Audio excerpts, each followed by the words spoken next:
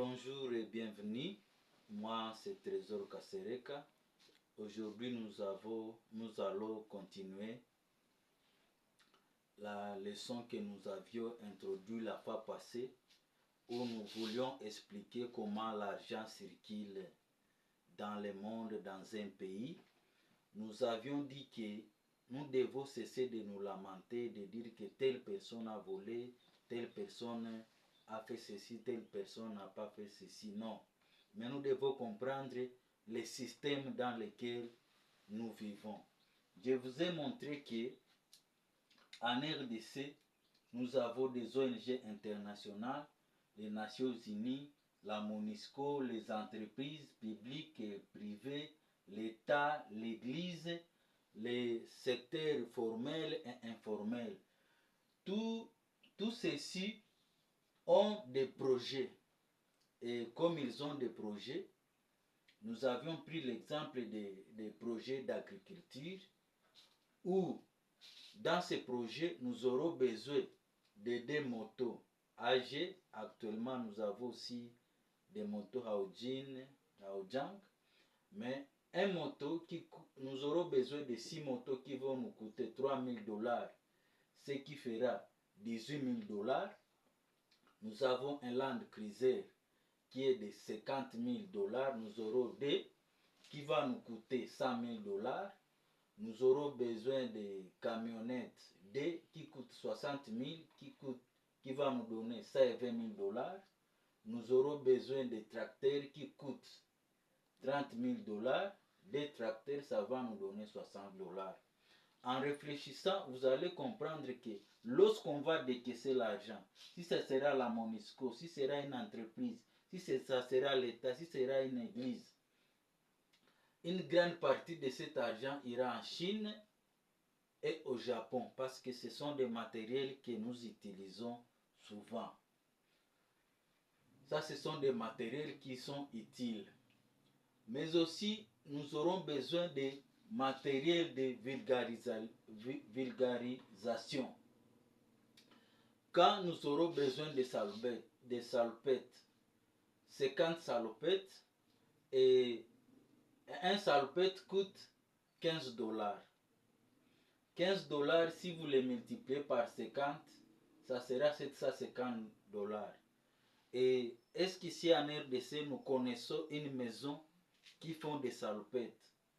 Donc, facilement, nous pouvons trouver ces salopettes soit en RDC, soit dans un pays étranger. Nous aurons besoin des imperméables. Où est-ce que nous allons les acheter? Nous aurons besoin de 50 imperméables. Le prix unitaire c'est 12, multiplié par 50, ça nous donne 600. Donc on doit chercher la maison qui construit des imperméables. Nous aurons besoin de boîtes de crayons qui fait 5. On les multiplie par 4, ça va nous donner $20. Et la maison qui construit, ici en RDC, j'ai essayé un peu de réfléchir, mais j'ai constaté la plupart des crayons que nous utilisons viennent de l'Inde. Nous aurons besoin de boîtes de stylos qui est $10, on les multiplie par 6. Si vous les multipliez par 10 boîtes de stylos, ça nous donne $60. C'est aussi les Indiens et d'autres pays qui nous fournissent. Rame de papier, ça fait 50 rames de papier. Un rame de papier coûte $5, ce qui fait $250. Bon, des rames de papier, il y a ceux qui viennent de l'Ouganda, d'autres de l'Inde. Et les boîtes de craie, c'est 10 boîtes de craie, on les multiplie par 2, ce qui fait $20. Et ici en RDC, c'est vrai, il y a ceux qui font des craies, mais la plupart des fois, nous importons des craies soit de l'Ouganda ou dans d'autres pays. Partant de cette observation, j'aimerais vous faire comprendre que l'argent ira par celui qui fournit les services.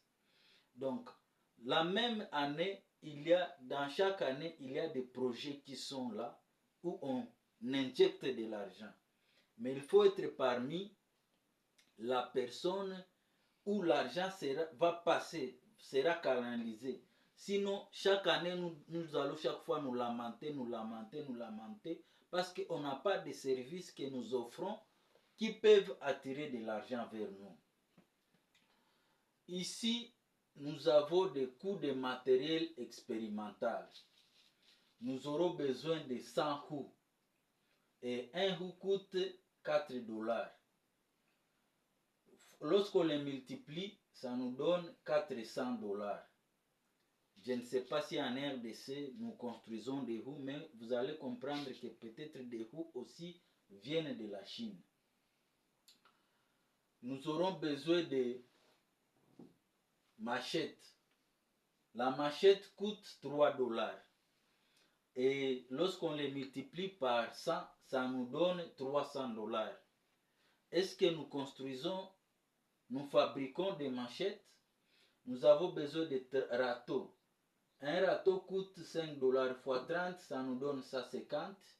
Des arrosoirs, c'est 6 $. Lorsqu'on les multiplie par 30, c'est 180. Des pelles, c'est 6 $. Lorsqu'on les multiplie par 30, ça nous donne 180. Des pulvérisateurs, c'est 50 $. On aura besoin de 16 qui nous donnent 800 $.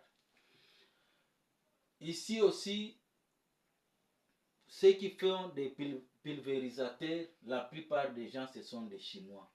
Mais vous allez constater une grande partie de l'argent ira dans des pays qui ont des maisons de fabrication, mais pour nous les Congolais, nous serons seulement des facilitateurs. Nous serons seulement des facilitateurs. Peut-être on aura seulement des commissions, mais une grande partie de l'argent ira sur ces populations ici. Alors, comme on vient de le montrer, la plus grande difficulté, c'est de savoir où est-ce qu'on va trouver cet argent pour supporter ces projets. Et merci de nous avoir suivis. Rendez-vous dans nos prochaines vidéos où nous allons parler davantage comment l'argent, d'où est-ce que l'argent viendra.